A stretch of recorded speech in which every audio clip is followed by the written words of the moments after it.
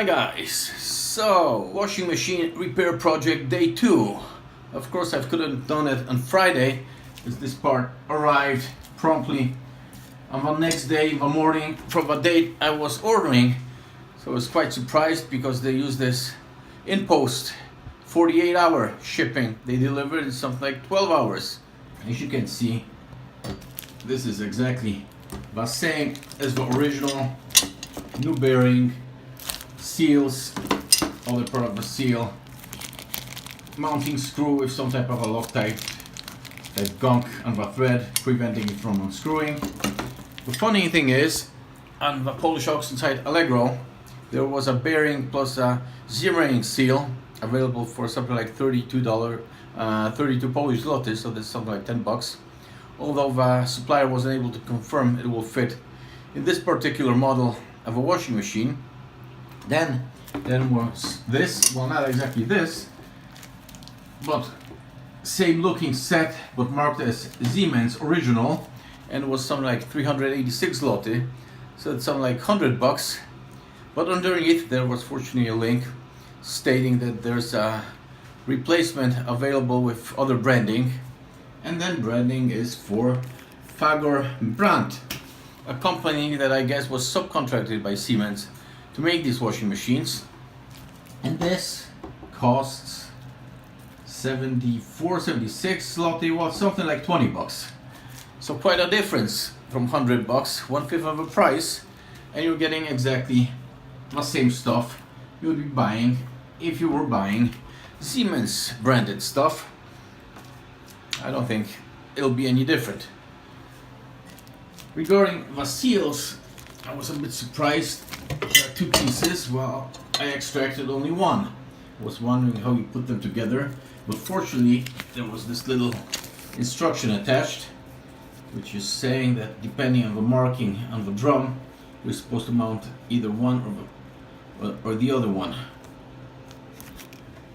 It's even in English. So in this kit there are 2 plastic parts with O-ring. In the lower tank it's marked NC. Please assemble the kit bearing the part with the NC indication.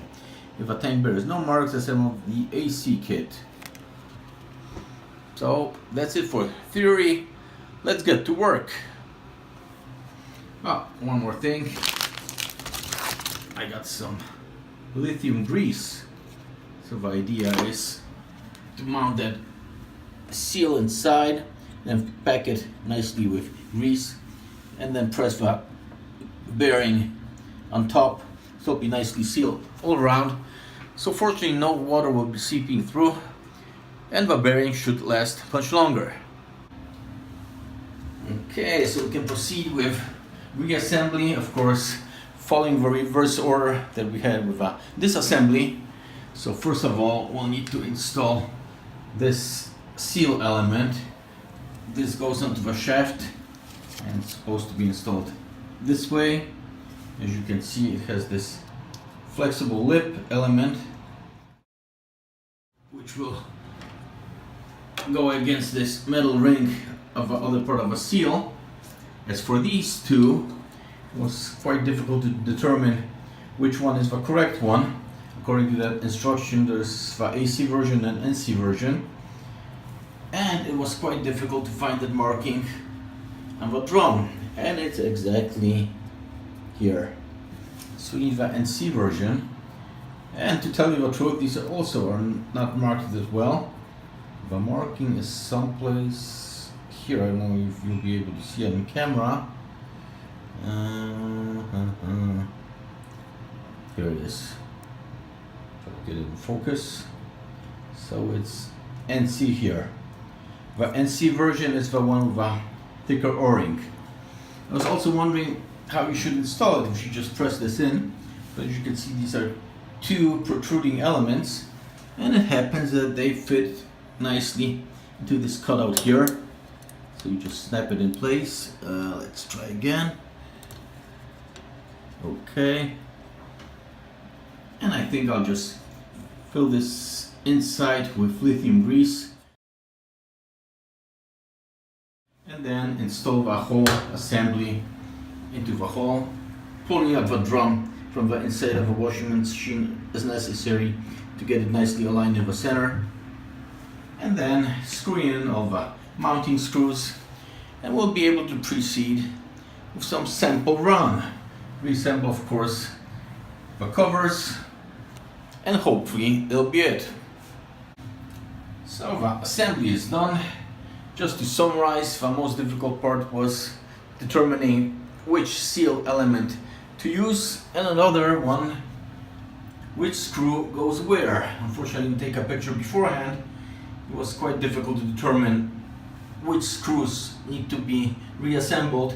I had to look at each hole, see the thread has any markings, and based on that determined which screws to replace. So just in case you didn't take a picture beforehand, I include one at the end, just showing the placement of all the screws. And the third difficulty was cleaning up all this rust and parts of the bearing which fell apart. If I noticed earlier that the bearing was failing, could have replaced it, and it would have been a much easier job with a cleanup. And unfortunately, I've also got some marble on the floor, and it looks like some detergent seeped through and it eroded. It's coated with this special protective layer, but I guess that's not sufficient. If you have any of those detergents, especially ones like Clorox, can interact with a marble because that's calcium, so it eats it away and can cause some quite severe damage. So that's it for today. Be sure to like, share, subscribe, and see you again soon.